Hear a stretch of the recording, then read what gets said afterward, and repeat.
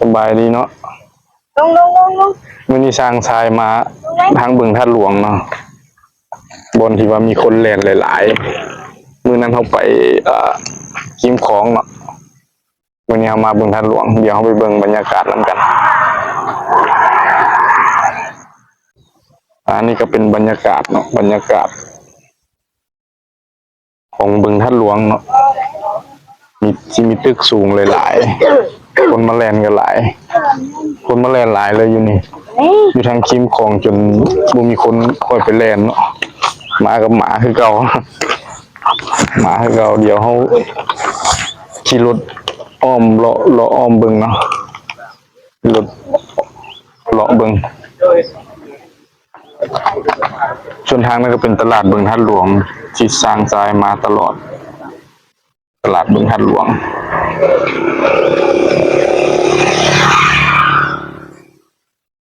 บรรยากาศยามเช้าคนมาเล่นหลายอีหลีอยู่เสาร์อาทิตย์ตะเวนก็กำลังขึ้นเนาะแสงจ้าเลยตะเวนเดี๋ยวเขาขี่รถไปเบิ่งว่าคนที่หลายไปเลยขี่รถไปเบิ่งน้ำกัน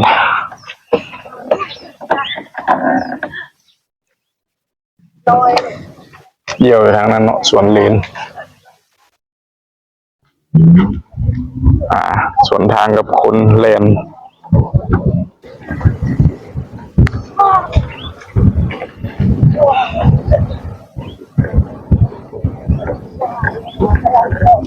มาขึ้นบ่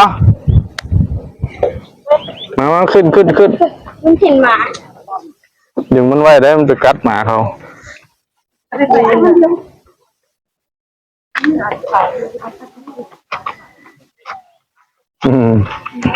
เบิ่งหน้าเลย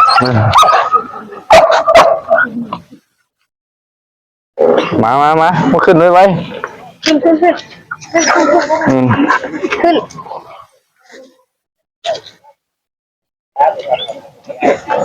มาขึ้นรถหอยไว้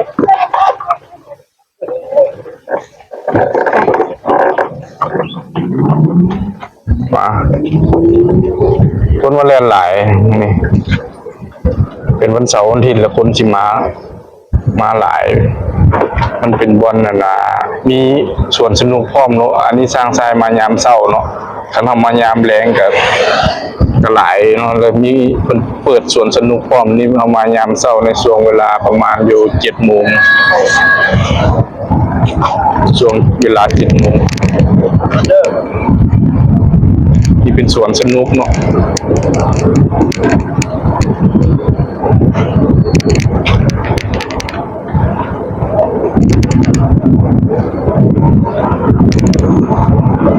คนมาเล่นหลายเลย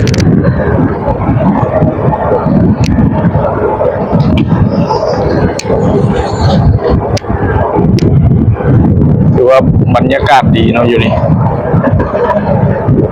ทางนั้นก็มีอ่างน้ำเนาะมีตึกหลายๆอยู่นี่ก็เป็นการยังบ่ทันได้สร้างยังใช้เทื่อยังเป็นดินเปล่าวางอยู่เป็นส่วนใหญ่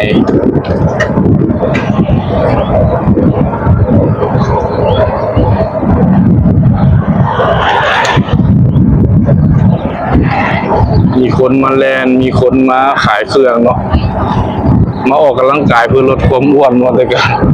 ออกกำลังกายเมื่อยแล้วก็แวะกิน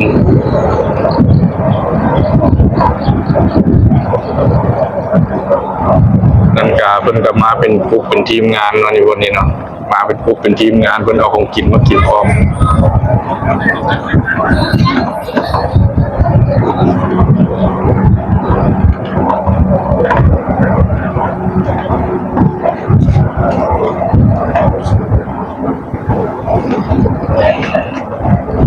ยามแรงเนาะอยู่บนนี้สิเป็นโซนห้างขายเครื่องขายอาหารเนาะและมีดนตรีลิ้น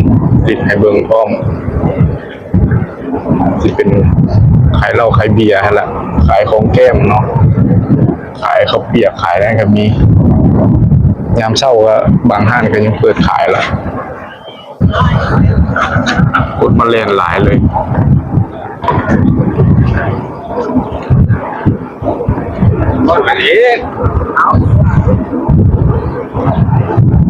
เดี๋ยวว่าบรรยากาศดีเนาะอยู่จุดนี้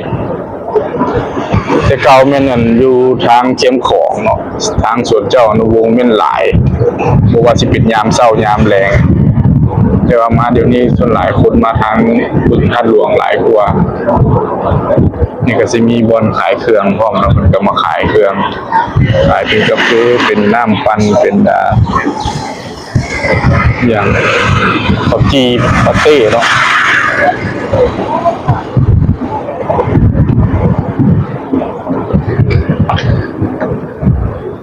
นี่ก็เขาขายข้าวจีปาเต้ต้องมีตังให้นั่งเล่นโอ้มีรถขับสิบ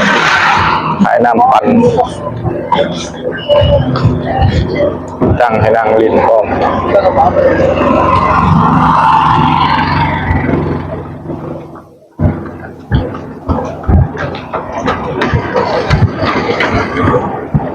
มันสิเป็นแบบวงมนอ้อมมานี่ก็มาจุดที่เอาเริ่มมาบางกี้นี่เนาะเป็นจุดที่เอาเริ่มมาบางกี้นี่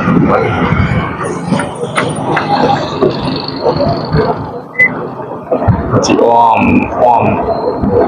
เป็นวงมนแหละนี่ก็เป็นอ่างเป็นน้ำคือเก่าเป็นบ่อน้ำเป็นอ่างน้ำเป็นหนองน้ำจุดนี้เป็นบนรถแลนนะอ้าวหลายแลนไว้เนาะคนบ่ค่อยมาแลนเข้าไปบนจุดส่วนทางเขาขายมาเมื่อกี้เขาสิแลนอยู่ทางนั้นหลาย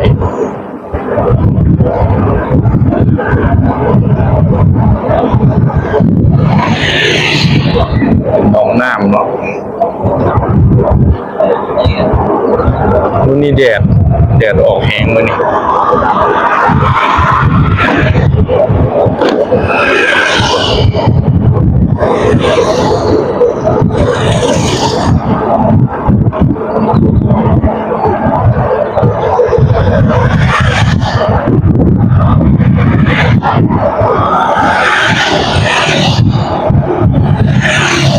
นี่ก็เป็นบรรยากาศหนึ่งเนาะที่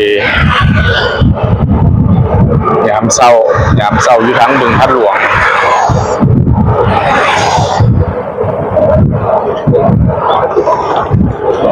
เดี๋ยวเขาไปฮอดบนจุดเก่าที่เขาเริ่มถ่ายคลิปเนาะเริ่มออกตัวถ่ายคลิปเขาไปฮอดบนจุดนั่นแหละก็คือที่จบคลิปก่อนเนาะเอาไว้โอกาสหน้าที่ไปถ่ายบนหนองให้พี่น้องเขาเบิ่งทำกันจังไดก็ฝากพี่น้องเขากดไลค์กดแชร์กดติดตามให้สร้างสายเด้อขอบใจพี่น้องเขาหลายๆ